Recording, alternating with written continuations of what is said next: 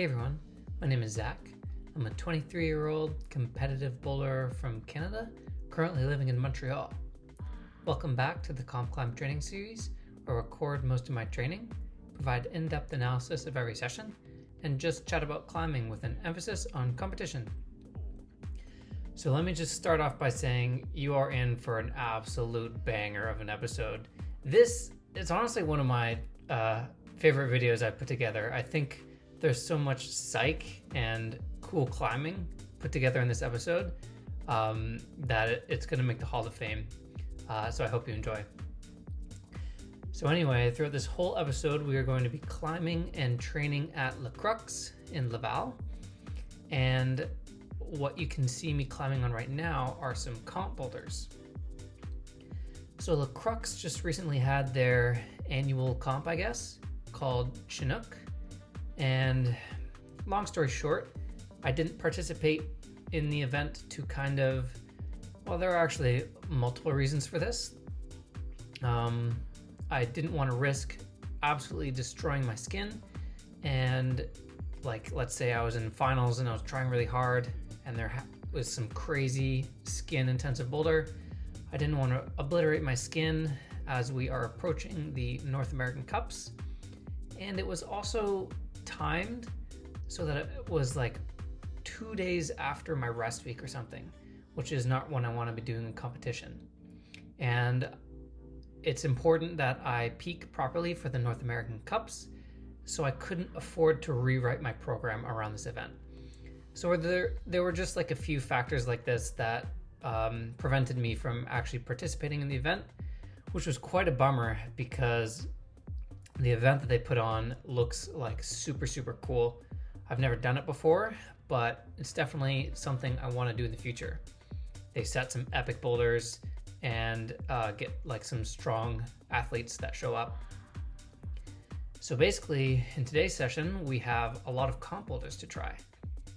As you can see, we started on a couple of the finals boulders, and I'm also mixing in some boulders from the qualifying round, from the scramble format qualifying round, and they've already been graded and amalgamated in with the normal set. So this one, I actually don't know if this was a qualification boulder or not, because they're all sort of tagged and graded as the normal climbs would be. But yeah, I also mentioned in the last episode at the very end that I was gonna probably come and do some comp simulations on these boulders, and it would have been obviously a good opportunity to do a practice comp, since these are actual comp boulders. But what ended up happening was I'd seen so much beta on just Instagram of videos of these boulders that it actually kind of defeated the purpose. I would basically be trying to emulate beta that I've seen, and so it wouldn't have been a proper 5-on 5-off round. And that was the biggest reason. But another reason was that I knew that the boulders were kind of had a lot of fiberglass, some boulders that maybe could mess up my skin a little bit. And so I am trying to really, really pace myself as we're getting close to the first North American Cup. And if I go and destroy myself in a mock comp, especially when I know that I would be really judgmental of a performance that I would put on these boulders if I really tried to do a mock comp, because I could sort of directly compare myself to other climbers. That's where maybe I have the opportunity to try too hard on a boulder and ruin my skin, or maybe pick up a small tweak, when you kind of go and try extra hard when you're in comp mode. And so I figured it wasn't worth risking either a small tweak or losing skin by doing a mock comp on these boulders. So instead, we are just having a session on them. So this boulder here is one of the men's final boulders, and this one sort of looked the hardest when I was scoping them out. And as you can see, I'm not able to make much progress on this one, and I realized that I wasn't off to a great start in the morning session. So I'd say this session probably, I'd rank it at 6.5, 7 out of 10 in terms of how strong I was feeling. So I knew that maybe I wouldn't be able to do so well on the physical boulders. And as you can tell, we are later going to be joined by Ali, who is the head setter at this gym. And I was chatting to him today, like in between sessions as well. And he watches the videos from time to time. And I was kind of telling him how I was not having such a great session in the morning, and we would have to get back on the physical boulders later in the second session. And he was saying, yeah, like that seems like a common theme through your training. Like you just can't do the power boulders in the morning, and then they always go in the second session. And it almost seems like the first session is kind of like a warm-up for the second session. And while I've kind of known this in the back of my head, hearing him just sort of verbalize it really clicked for me. And I kind of had a realization that it's been so consistent in the past few weeks, my first session being bad and the second session being good. And I'm like able to do power boulders in the second session, but not the first. And I think that I really should maybe just lean into the fact that the first session is kind of the warm-up session where I'm just not able to execute at like my full power, and I should maybe try to embrace it and prioritize like maybe slab boulders or coordination boulders. And I think going forward, I might write my training specifically saying, okay, the morning session, we're gonna do slab and coordination boulders. And then the second session, we're gonna do power boulders. And really lean into this fact that I always seem to be more powerful in the morning. With like some exceptions sometimes, of course. It's not always the case. Like sometimes I'll have power in the morning on day one, session one. And you know, like, yeah, I'd say the session was like a 7 out of 10 because I was actually able to perform decently well on this boulder, which is another one of the finals boulders. This is like the power boulder for the men in finals. And this one quite suited my style. It was not super friction dependent. It was just sort of like, okay, you take these pinches and you just have to squeeze them really hard. And so I had just enough power to be able to do this boulder. And it was also just like really my style, which meant that I was able to do it in this session. And well, that being said, the send that I'm getting here, I think was quite desperate. It looks okay. Actually watching it back, I seem to be in control, but I was definitely like trying hard here at the end on these pinches, and like felt kind of like shaky and insecure. And so yeah, that was kind of like a desperate send. But it gave me a bit of hope that maybe I could make up in this first session and do some other boulders. So after realizing that I should probably move on from the power boulders and save them for the second session, I decided to try some cordo boulders and slab. And so this boulder here is another one of the qualifying boulders, and I went into this one really trying to flash it, which I was able to, thankfully. And it's quite important to be able to flash these kinds of boulders, or like actually be able to practice flashing them right before we go into peak season, which is about to happen, obviously. So being able to do coordination intensive boulders like this fast is very, very important, especially when we have comp rounds that come down to attempts. And coordination style boulders like this are what setters like to really use to, you know, separate the field just based on how many tries everybody takes. So if I really practice trying to flash these boulders, it's gonna help give me an advantage going into the first North American Cup in Salt Lake coming up. So to finish off the morning session, I decided to spend the rest of the time on this slab boulder. And so this boulder was quite cool. This one was both a men's final boulder and a woman's final boulder. So I think this was the first boulder for the men, and I'm not sure which one it was for the women. But this one, I thought, okay, this looks like a pretty doable slab. It definitely looks quite tricky, but I was also confident going into this boulder with the Tomoe Narasaki Pros that I'm wearing, because I've been really liking them on volume smearing recently. And I thought that these two volumes here in the middle looked like pretty solid. Like I thought, okay, you know, they look pretty doable to stand on, and we have like some hands to grab as well, just for some extra bonus points. Now, that being said, this little hold that I have in my right hand is a piece of garbage. It's one of those cheetah spikes, like the super slopey spikes. So it's a really bad hold, and the zone hold also is kind of just like a nothing hold. It's sort of just for placement. But anyway, the point is, I underestimated this slab big time.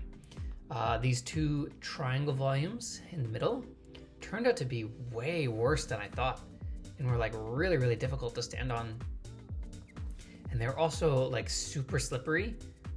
By the time that I'm getting to these boulders to try them, you can see these two volumes in the middle are like super caked in rubber, and it felt like extra slippy to stand on them. And I was actually saying to Ali, the head setter, that these two volumes are kind of like a prime example of what it's like to go at the end of a running order in a World Cup. So like, you know, when you have a World Cup that has like 120 plus people in the field, and you come out at the end, this is basically what you're climbing on, and it ends up being like a different sport, honestly. And that's why the IFSC is trying to cut down the quotas every team gets, is because for the people that come out at the end and have to try and like climb a slab like this that's covered in rubber, it is basically like a different sport. It's like the first few people get to stand on actual volumes, and then the last few people have to basically go ice skating up the climbing wall. And yeah, it's like, I was trying to think of a good analogy when I was talking with Ali about it, and I don't know, the first thing that popped into my head was like, you know, car racing. I guess after the qualifying round where like they seat people, you know, if you start at the end of the race, I guess it's probably harder to make it to the front, right? That's kind of how it works with bouldering when you have fields of over 100 people. It just gets ridiculous by the end. So yeah, that's why the IFSC is only having like 2 people from every country go to the World Cups right now, where it used to be 5 people per gender. And there are some exceptions for that. Like if athletes are ranked in the top, you know, 20 or something in the World Cup, they basically get counted as extra. So that's why you'll see some teams with like more than 2 people. I think it goes up to like 5 or 6. But yeah, anyway, that slab boulder is like good practice for, like, it is good, and it's actually really useful to train on super old and greasy boulders like that, like caked in rubber and caked in chalk, because it's practice for when you encounter this in a competition and when you come out like at the end of a running order.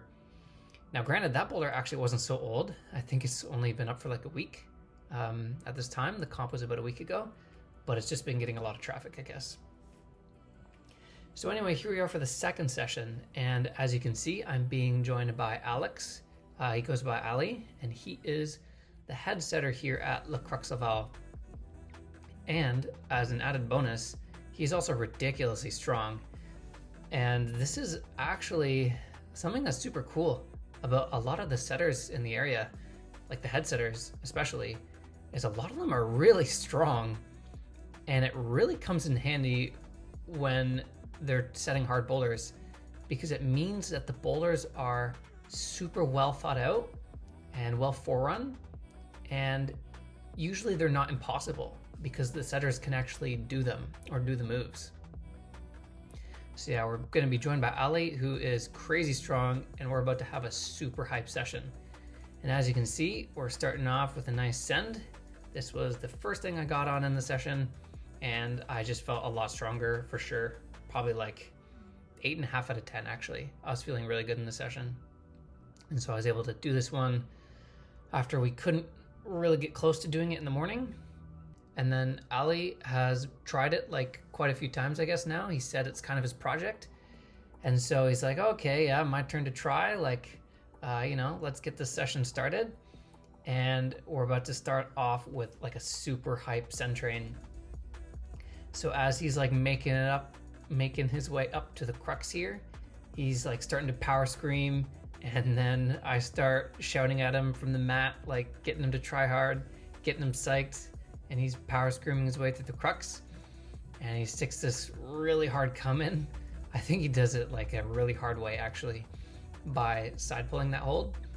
And then that was such a hype moment. That was like a really epic send train that he just got there. And I was actually thinking about it after the session. I think we ended up getting like 5 or 6 send trains in the session, which is ridiculous. Like, it was actually bananas. I've never had that many send trains like on boulders where it's actually like, not likely. Like, let's say, I'm climbing with someone and we get some send trains on like some moderate boulders. That's less significant. These were boulders where, we didn't know if we were going to be sending these at all. So to get 5 or 6 of those send trains, it turns out to be crazy. So this next one we're moving on to here, I felt like so good on this boulder compared to the morning. And you can see I'm jumping 2 hands to the zone here. This was actually a previous tip of the day of mine from a long time ago, back when we were in Germany. Oftentimes when you find yourself not being strong enough to kind of hold one of these crimp one-armers with just like either one arm or kind of like a shoulder buster position, which we're about to see Ali do, by the way, which is like a really impressive. I didn't really feel like I could do that move the way he's about to do it, just kind of like one-arming this crimp. But yeah, if you find yourself not feeling strong enough to do this kind of move, like I was in this situation, I find it is like almost always better in this scenario to jump 2 hands to the crimp and hand stack. So like only my left hand landed on that crimp, but then my right hand was stacking on top of it, and that gave me enough support to hold it. So as you can see, Ali is dropping like the finish hold, like so close to that getting another send train, but he sends this boulder later. And actually, yeah, so like after I'm done my session, he sticks around and climbs more, and he was telling me that he ends up having like the best session of his life on this day. And he went and like sent all the boulders in the gym, which was super sick. So anything that you don't see him send in this session while we're filming, he goes and sends after I'm done. So now we're moving on to this boulder. I swear, every time I've come to the Crux since we've moved here, this section of the wall has got some crazy paddle move, like some super coordination based like paddle that I've never seen before with like complex movements. I swear, this is the paddle wall now at Le Crux, and it's always something to look forward to. Now, I was definitely sketched going into this boulder. I didn't want to like lose all of my skin, but Ali said that the paddle actually wasn't too bad. And as long as you kind of have your sequence, it should go in a few tries. And so that was relieving. And I actually have like quite a lot of, I had a lot of skin on this day, and I could afford to lose a little bit. So I had some attempts to work with on this paddle move, which was handy. Very much different to other paddles on this wall where I destroyed my skin. But anyway, here I am sticking it, of course, right after Ali sticks it, because we just got like so many send trains in this session, and that was kind of the theme. And we kind of had some different beta on the paddle. He like matched 2 hands on the hold on the red volume, whereas I just sort of crossed through off of it. So that was interesting to see. I found that trying to match that hold added a bit too much coordination for me, and his way honestly looked a lot more stylish, but I couldn't do the match like he did. And so he said that I should try giving a couple attempts on this boulder without the foot. So you can see we're trying to take off just like the big left foot on the gray volume and just sort of campus through the paddle. And like we're getting our hand there. It definitely feels possible. But this version of the paddle was definitely, I could tell, was starting to eat skin. Every time the right hand sort of fired off of the final jug thing, I lost a bit of skin, so couldn't try that too many times, so I moved on. So I wanted to actually redo this boulder, firstly because Ali was going to try it, and I wanted to climb with him, and second, because of my sort of shaky send that I got in the morning. So I wanted to see if I could clean this boulder up and make it feel more comfortable, especially since it was my style. I wanted to really like put my stamp on it. And this send felt like way more in control than the morning, even though they looked kind of similar, which was funny. So that was nice and reassuring to really feel at home on a boulder that should be my style. And so since I put this one down in just one try, I wanted to move on to the slab, especially because I wanted to take advantage of the head setter being with me, and I wanted his help in order to do it. And so Ali just puts like a couple tries on this boulder, but like I said, he gets the send later after I'm done my session. And yeah, super sick. He said that he was really struggling with that pinch boulder during the forerunning and setting, and so he was super satisfied to send it later on. So now we are trying this boulder again. Now, after my projecting of this boulder in the morning, I was like, whoa, this climb is like really hard. Not only did I underestimate it, it wasn't just like harder than I thought. It was like, whoa, like this slab is like really hard feeling. And there was definitely a learning process to this slab for sure, that like I had some definitely little tricks I end up finding to unlock the sequence. But I also think it was just like a really hard slab, and the climbers who were able to do this in the final, that's like really impressive. I don't think I would ever be sending this boulder in 5 minutes. So yeah, shout out to anyone who sent this in the round. That's super impressive. So anyway, you see Ali is kind of struggling with this sequence, getting through the foot match and stepping over to the left. He had already sent this boulder at this point, and he said that it was like pretty comfortable for him, but you can see he's struggling quite a bit now, and that's because he's wearing his new shoes, he was telling me. And so we're gonna see, so all of his attempts where he is kind of like falling and not trusting his feet, he's wearing his new shoes. And it's funny, as soon as you see him cruise through this sequence and top the boulder, that's when he just switches to his older, more broken in shoes, which just goes to show how like important shoe condition is on volumes like this, because as soon as he switches, he just cruises through it. And I think it's on this attempt here, yeah. And then I'm making some progress as well.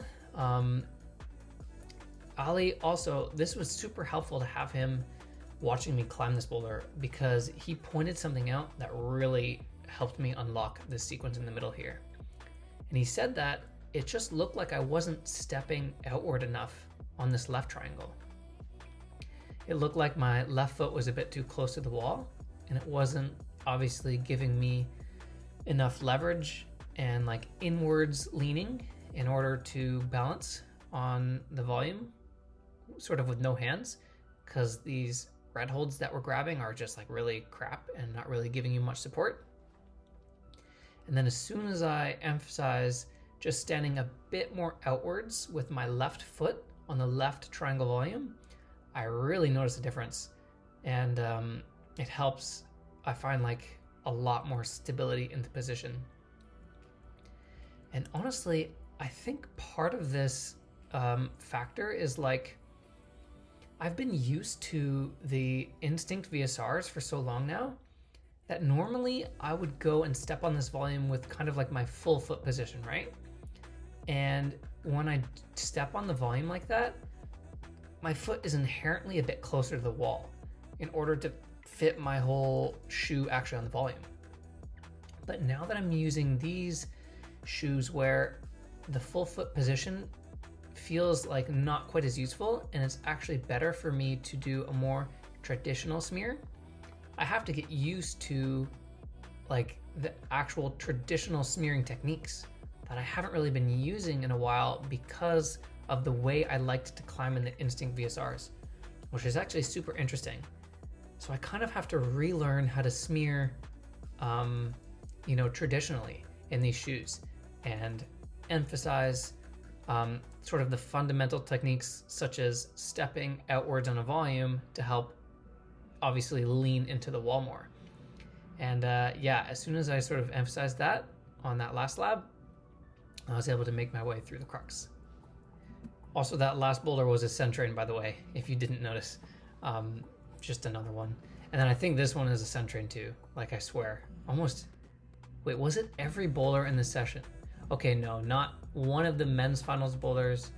No, okay, 2 of the men's finals boulders we didn't centrain, but almost every single boulder we centrained, which is crazy. So anyway, this boulder that we are trying here ends up being the last climb in this session. And this is a very, very tricky slab. Also like super, super comp style. Like as I'm sure you've noticed, I guess I haven't pointed it out yet as we've been trying the finals boulders, but the sets up at this gym right now are freaking bananas. Like they are, this gym has got some sick boulders right now. Absolute 5 stars everywhere you look. Really, really well thought out boulders. Super unique, cool comp style movements. Especially the paddle boulder from finals. Like that was a really, really unique paddle. Like not a move that I've done before with those holds in that orientation. And even this boulder that we're trying that wasn't part of the comp is like a super comp style boulder and is like very tricky, and it's got some unique movements that I've never done before. Like this sequence where we're transitioning over to this red foot and pressing off of the undercling. It's a very cool transition and definitely had a bit of a learning curve. But the crux of this boulder was definitely, for me, it was standing up into this undercling at the beginning. It was like quite powerful actually. And there's like so many different places you can put your foot or your hand, and it took quite a while to figure out. And Ali was telling me that this boulder has yet to have been sent. So we were trying to get the FA, which was fun. So he was sort of having a way better time with the beginning than I was, but he was struggling with this middle sequence here. I could tell while he was trying it, he was sort of too tense and wasn't like chilling out enough. And so that ends up helping him unlock the sequence in a few more attempts. I just sort of tell him to like chill out while he's on the wall climbing, and then he sort of relaxes and makes his way through the sequence. And so for me, I think on this attempt, I finally unlocked the beginning sequence, and the trick was pressing off of the start hold like that. And that helped me just find a bit of stability. And then, as I'm sort of in the sequence here, I'm trying to take my own advice and just like sort of chill out. As soon as you get into this kind of no hands position, especially coming out of a tense movement like that last part, it's very important to like reset your mentality and chill out so that you can properly no hands balance and relax and regain composure as you're gonna work your way into that last move. And so yeah, here ends up being the last attempt of this super, super hype session. Probably one of the most fun sessions I've had like ever, honestly. This session was super, super sick. I was having a great time climbing with Ali. He's like super, super strong and was like a perfect training partner to like really push me and make me try hard on these boulders. And as you can see, we got another Centrain. Like I was not, this is not editing. This is not me editing this in a fun way to make it look like we're doing it back to back. We were actually getting all these tops back to back, which was super, super fun. So yeah, anyway, shout out to Alex for joining me in the session. Super, super sick. And first of many, I bet. Especially like when we go to the Crux, I'll always try and see if he wants to climb. But we can definitely like climb at some other gyms as well. And yeah, he's a super hype training partner. And that session was a whole lot of fun. And so now here we are the next day. So yeah, like this is the next day of training for our morning session. And we are obviously having a Kilter board session. But before I continue with my last thought, I want to shout out this boulder here, 328 by Chris Lee. This boulder was submitted to me by a subscriber, and he said, hey, please check out this Kilter boulder I made. And so I wanted to try it in this session. And we've got another subscriber and friend of mine's boulder that we're going to try later in the session as well. So yeah, shout out to these climbs. But yeah, so this Kilter session, you may also be wondering, like, why are we climbing on a Kilter board right now? I have continuously mentioned recently how this isn't the most optimal time for me to be training Kilter, because it's sort of not the most comp applicable training that I should be doing right now. For me, like, I think campusing is probably more beneficial to be doing right now to get some like nice campus movements fresh in my body. But honestly, like, I just can't help myself sometimes. I am usually pretty good at sticking to a program for the most part, but sometimes, like, I'm a very flip-floppy person. I will change my mind a lot about things, and it can definitely impact training quite a lot, for no other good reason than I just like flip-flop in terms of what I want to do often. And so I just wanted to Kilter today. I was just like watching some Kilter on Instagram, I don't know, like the past couple days, and I just wanted to go climb Kilter. And as you can see, this boulder we're trying here, so this boulder is got to be like potentially my favorite Kilter board boulder to date. That had some like super fun, powerful moves. And that was actually one of the boulders that I just had seen on Instagram the other day, and then made me kind of want to go Kilter board on this session, which is why we got on it and tried it. And that was a cool V12 set by Yannick Flohe, I think, and I was able to get a pretty cool send of that one. Super my style, super fun. And now this boulder that we're trying here is another V12. Well, okay, so this is another 12 that I'm gonna flash, which ends up being like super desperate. I had to try like really hard on this attempt, especially on this last move here. But I think simply because I flashed the boulder, I can't grade a V12. Like I said this in the last video that I, flashed a V12 in quotes. I'm not strong enough to be flashing V12, so I can't put V12 as my personal grade of that boulder simply because I flashed it. So yeah, either way though, that was still like probably one of the hardest flashes I've done in recent times. So that was really satisfying to accomplish. And then yeah, this boulder, no, it doesn't end up being the last boulder. This is the second last boulder of the Kilter session. A cool V11 set by Philippe, who is like a strong climber from Brazil. And I was feeling pretty good in this Kilter session, as you can maybe tell. I was probably feeling like an 8, which was super relieving.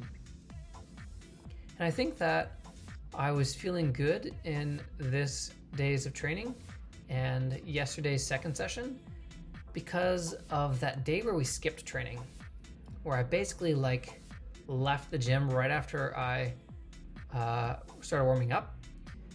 That gave me like a little bit extra rest than I have been used to recently. And that's kind of why I had more strength throughout these 2 days of training than I normally do in like a regular 2 days of training. And that's kind of just how peaking works, right? The more rest you give yourself, the more your body recovers and is like shocked with all of its new freshness that it has. And that's how you like feel strong and perform well. And we're going to start forcing that as we get close to the first comp and tapering down the volume so that our body is nice and fresh and ready to compete. Okay, so now check out this boulder that we are getting on right now. So this is the other boulder that was recommended to me. So this one is set by Jordan, who is a friend of mine from out west and is also a subscriber and watches videos. And he set this. Okay, so at first I thought this is some whack shit we're trying right now. What is this down climb boulder that I'm looking at on my Kilter app? But actually, when you go and climb that boulder, it's actually a lot of fun, and it was really, really cool. So shout out to Jordan for being such an innovator on the Kilter board and setting a really cool down climb boulder. And that climb really took me by surprise and ended up being like super cool. And thanks for recommending that boulder. So I climbed on the Kilter for about 35 minutes. I can only climb on the Kilter board for so long until my fingers really start to power out. And so what I wanted to do for the rest of this session was go try a lot of the other boulders that I didn't get to in the previous day of training. So now, like, Crux has a whole lot of slabs up right now. Like, this quality of the slabs here and the sheer amount of them is really off the chain right now. And so I was actually super psyched to have a really slab focused session. And what was nice was I could Kilter board for like, you know, half hour, 45 minutes, just tire out my fingers a lot, and then go slab climb. And obviously, since I like tire out my fingers a whole lot on the Kilter board, by going in and slab climbing right after, I don't really need my fingers to be super fresh, because most of the slabs we're gonna get on in this session are just, you know, not finger intensive or grip strength intensive and are more balancey and body positiony. So I could actually have like a lot of value from this session, the way it worked out, which is super cool. But what I kind of realized this session, I basically had like a confirmation of something I realized probably like a week ago at this point. In the last session where we Kilter boarded and then did some regular bouldering right after, so the session was at Roseblock that I'm talking about. I sort of was feeling this thing that I'm gonna describe right now, but I wasn't sure if it was just on that day, and that's kind of how it was on that specific day. But I was feeling the same thing again today, and it was basically confirmation of this. And that is that it's actually not the most optimal to really try comp style boulders right after Kilter boarding. At least for me specifically. I find that the movements on the Kilter board are so specific, and like when I'm Kilter boarding, my body is just not even really that sort of mobile or activated. It's kind of just very, you know, square climbing, very straightforward. We're not doing anything too funky with our, you know, sort of antagonist muscles, or nothing too contorted or twisty in like most scenarios on the Kilter board. And so I find that I'm actually not properly warm and like activated for comp style bouldering. And I find that there's kind of like a disconnect between my climbing mobility and movement patterns if I just go like immediately start climbing on comp style boulders after training Kilter board. I almost feel like I need to warm up, like have like another warm up, which ends up kind of happening in this session of bouldering that we're having now. Like, it really takes me a while to get into the groove of like funky movements and comp style movements. It almost feels like I just hangboarded and then went and started doing comp style boulders immediately. And my body's like, hey, what's going on? I'm not ready for this. Give me like 20 minutes of doing boulders on the main wall before you put me on these kind of moves, you know? And that's what I was really feeling. But as soon as I started to get into the groove of things, it went a lot better. It just took a while for my lower body to really catch up with these boulders, I find. Especially on this red one here, you can see this is an 8 that we're trying, and this one was taking me a long time to figure out. Partly because of this thing I was just describing, but also because this boulder is actually just really hard as well, I think. I think this boulder was in the scramble round, but I'm not sure. But yeah, this boulder was super, super tricky, and it was hard to find a way to mantle off of that right hand because it was super slopey and felt difficult to trust. But anyway, I think that I learned this morning that I probably shouldn't schedule boulder sessions like right after Kilter board training, because I find the climbing that I do afterwards ends up kind of being suboptimal. Like my body just doesn't feel like it's properly warm and activated for comp style bouldering, and it takes me like longer to warm up and get into the groove, and I often get too tired before I actually achieve that groove that I want to. Today was kind of an exception though. I found that it took me a while to get into the groove of these boulders, but I actually had a lot of energy and a lot of like strong feeling, so that I had some room to work with. And I was actually able to climb longer than I probably normally would if I was to try and have this style of session where I like boulder and then Kilter right after. So going forward, I probably won't train like this, but today it kind of worked out. So now this boulder we are trying here is a super, super epic slab. So this one, it kind of looks somewhat simple. Like, okay, yeah, it's a nice looking slab, but it climbs really, really well. So these black crimps, like right above my face, are not a part of the boulder. They're kind of just blocking the volume from kind of being crimped behind it. But as I'm like trying to figure this boulder out, like how do I get through this middle sequence? It really doesn't feel good, like matching feet on this volume. But then on this next attempt, when I send it and like find what turns out to be the intended sequence, it kind of like clicked. I was like, wow, this boulder is really well set. The intended sequence is very, very intuitive once you figure it out. And then the last move is also really cool. As soon as I top this boulder, I look over to Alex, who's watching, and yell down at him that this is my favorite climb in the gym right now. And it is. Like this boulder climbs super, super well. These volumes are super satisfying to work through. And the intended sequence is really well forced and really well thought of, and cryptic at the same time.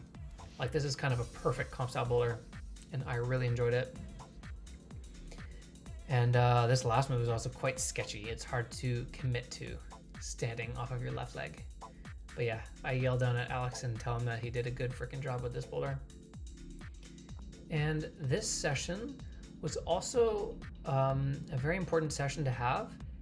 And I wanted to force this slab session as much as possible, because this was like really an important session to expedite the process of my getting used to these shoes. So this is probably like maybe the 4th day of training in these shoes, maybe 5th, I'm not sure. But yeah, I'm really trying to break these in as fast as possible, climb on as many different styles of boulders as I can, and as many different foot positions to really learn these shoes as fast as possible, break them in, and feel confident to go compete in these shoes.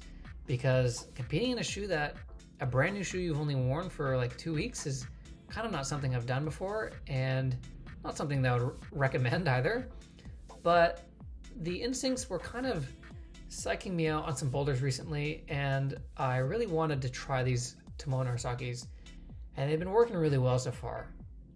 As you can see, we've been doing a whole lot of comp style bouldering and lots of slab, lots of footwork intensive boulders, and they've been performing really well. I mean, there's no doubt that these shoes are really good. The only question is, can I learn them fast enough? and can I sort of meld the shoes and my footwork instincts together to completion before the competition starts. Okay, so let's pay attention to this slab that I'm trying right here.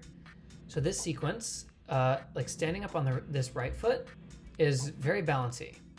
The foot's not the best, and it's important to kind of try and stand up with no hands on this foothold and try not to use the hands because they're not really helpful. It's more important to focus on the legs in this scenario, which I'm like kind of realizing on this attempt. I'm like, okay, I need to really commit to no handsing on this foot, and then, you know, no handsing to the finish. So this is obviously not the sen try because I had to use the lip, but this next attempt is a sen go, and something revolutionary, you could say, happens on this attempt. So this boulder is going to feature today's tip of the day, and I want to start off by saying this tip of the day is not my tip of the day. I was tip of the day. So this technique that I kind of learn on this boulder is some advice that was actually submitted to me by a longtime subscriber, and I recognize this person because they comment on videos from time to time, and yeah, they're always like psyched on the videos and on the channel. And yeah, so shout out to Hashim for this sort of revolutionary technique that I put into practice on this climb today. So he was telling me that this is not something that he came up with necessarily. This was advice that was given to him by, I guess, an 8C slab climber, which sounds crazy to me. Is there actually like an 8C slab out there? I've never heard of it, but I don't doubt it. So this, I guess Hashim climbed with this climber, and he had this advice given to him. And yeah, Hashim sort of gave me a list of things like slab techniques that this guy was telling him about. And this one, the first one that I'm going to try, I end up trying on this boulder because it really stuck out to me. Because Hashim was telling me about this technique, and he actually even sent me like a sort of video describing and really explaining the idea in a bit more depth than just like sort of a simple catchphrase. And I'll try and regurgitate the knowledge that he was giving to me, because it really clicked. And when he was telling me about this, I was like, whoa, this sounds crazy. So basically, let me just say what it is first of all. So when you find yourself in this kind of no hands position where you're just sort of doing footwork, right? Balancing on a slab, you kind of got your hands out to the side, and it's just all in the feet. Usually, you know, I've even had a previous tip of the day of mine is to actually place your hands to the side, and that helps you balance. Sort of having your hands directly out to the side helps your body just sort of balance better, and especially when we're doing like no hands sort of moves. But now this thing takes it even a step further. So taking this technique, we're gonna add another step to it. And the idea with this new tip of the day is that when we put our arms out to balance on a no hands move on a slab, we actually turn our thumbs down. And this helps us balance better. And there's a few reasons for this. I guess like one, like do it right now. Like literally as you're like sitting, hearing me talk about this, stand like, or sit with good posture, have your arms out to the side. Now roll your shoulders inwards and point your thumbs down. You can feel your upper body is being moved forward. And it's like such like an obvious effect that's happening. Like I don't even need to continue explaining. If you go and try this and you already feel like your upper body's kind of being rolled inwards. So yeah, it rolls your shoulders inwards. It sort of helps you not lean back and tip away from the wall. But I guess also in Hashim's description, I guess sort of the heavier part of your arm, like, you know, you got the back of your shoulder, your triceps, your delts, all this stuff. The heavier part of your arm is at the back. And so when we have our thumbs up and just sort of our hands normally out to the side, the heavier part of our arm is actually at the back of us right now, which means there's more weight behind us pulling us backwards away from the wall. So if we take our thumb, we point it down, we're taking sort of the heavier part of our arm and also tilting it towards the wall, which is now creating more weight coming towards the wall instead of away from it. Just like this little micro adjustment, right? It's not like we're taking 30 pounds and rolling it inwards. It's just sort of this micro adjustment. But on slab, often these micro adjustments are what we need to really make it through a sort of limit feeling balance sequence. And so I think it was probably the night before I was reading this, I was reading his message and like kind of thinking about this technique. And so as I go to try the slab on this attempt, I remember it. And I said, hey, this is a perfect time to try this. And I had never ever heard of this before or been told about it, but I go and I try it on this attempt, and wow, it was like really potent. I felt a big difference. Like I couldn't stand up on this previous attempt. You saw me fall standing up. I felt like not super secure. I'm in this position on this attempt. I roll my thumbs down, as you'll see me do in a second, and it feels like so easy to stand up. I can't even describe it. I just feel so much more stability and balance. I was like freaking out after I did this. I was like, holy cow, has my slab climbing just been revolutionized? And the setters were like setting across from me at this point, and I went and told them about this, and they were like, whoa, that's crazy. And they're like psyched to try it too. But anyway, as you can tell, I'm very excited about this. I do it on a few other slab bowlers in the session too, which just further emphasize its effectivity, if that's a word. I think it's a word. But shout out to Hashim for this super cool tip of the day. This is not mine, like I said. This is his, and I guess it's actually this climber that he climbed with. But this one is super, super cool. I learned something, and I think that this is going to help me become a better slab climber. So I would encourage you to go try this yourself as well. And yeah, shout out to Hashim for an epic tip of the day. So he sent me like a list of 5 techniques that I should try on slab. And so this was, like I said, the first one that I end up trying. I'll definitely have to go reread his list and make sure that I try all 5 of these things. Because if they're anything like this one, they're really cool and they really work. So yeah, let's check this out. I'm gonna get into position. I bring up my right foot, and then I know that I need a no hand stand up. So check it out. Hands out, thumbs down. Holy cow, I just feel so much better. It's so much easier to stand up on my right leg. And then you see I kind of do it again as I'm leaning out to the finish, just to be extra safe. And then I'm like, whoa, what? That was actually super sick. It really, really worked well. Yeah, thumbs down on no hands position in slab. Holy cow, I'm very excited to keep testing this, I guess I should say as well. Like maybe this was some sort of fluke. Maybe it was just only good on this move. I doubt it, because I could tell it was like, okay, this feels like legit. But I need to basically continue testing this before I get too sort of gung-ho, like, okay, this is the way all the time, and I need to do this technique all the time, every time, because that can be dangerous sometimes with any technique or any tip of the day. And I should also, this is an important thing to mention, because oftentimes when I give kind of like a tip of the day, I don't always caveat it with this idea, but I should. And that is, oh, and by the way, here I am doing it again on this ending sequence, and I felt like it was helping a little bit too. But anyway, the point is that there's never a one size fits all when it comes to climbing techniques. And you can have a fundamental technique or climbing move that you do, and it can work on, you know, like 99% of scenarios. But then you're gonna come to that 1% where the move is just so specific that your sort of copy and paste climbing technique that will usually work on this style of move won't work.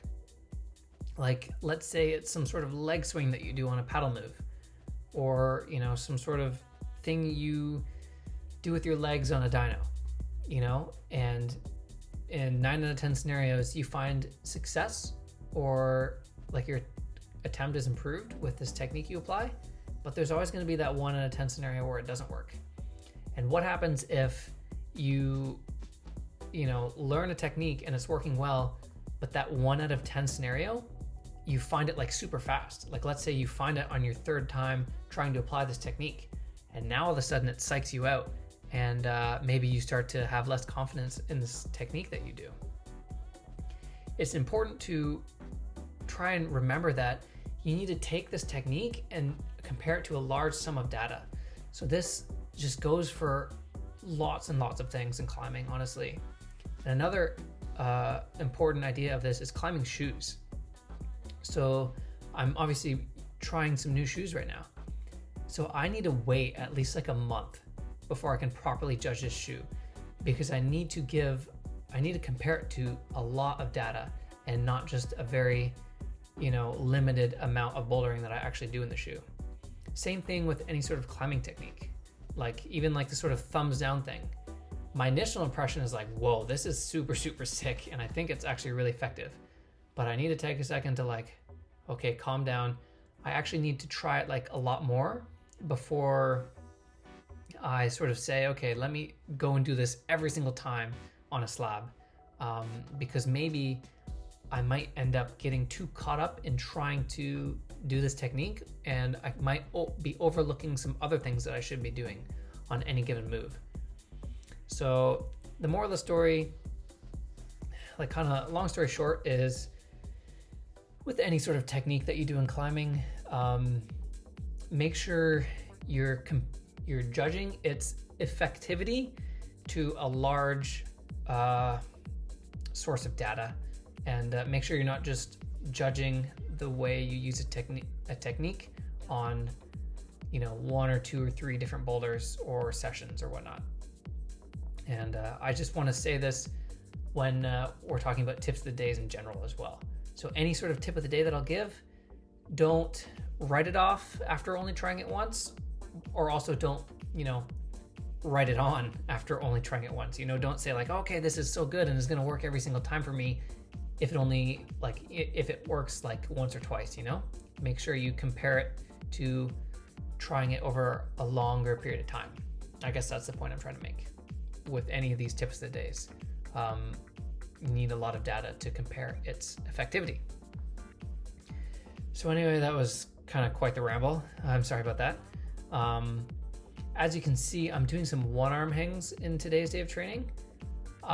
We were near the original Allez Up location during this day of training, and so I just ran in to do my hangboard workout really fast, but they didn't have like a lot of weight near their beast makers. It was like on the lower level, and I figured that I probably couldn't take the weights upstairs to do my normal sort of 100+ pound two-hand hangs on the small beast maker crimp. So I said, okay, screw it. I don't want to go to a different gym to do this, so I'm just going to do one-arm hangs today, which I haven't done in a long, long time. But I just, I was like, I just need to do a fingerboard workout right now. It's not the most optimal as I'm trying to peak, but our day was like super packed, and so I just ended up doing one-arm hangs, which actually went pretty well. Usually I have a hard time hanging one hand on the beast maker rung, and so I was able to do it for all my reps today, which was pretty satisfying. So anyway, that was a really long episode that I am realizing I'm recording.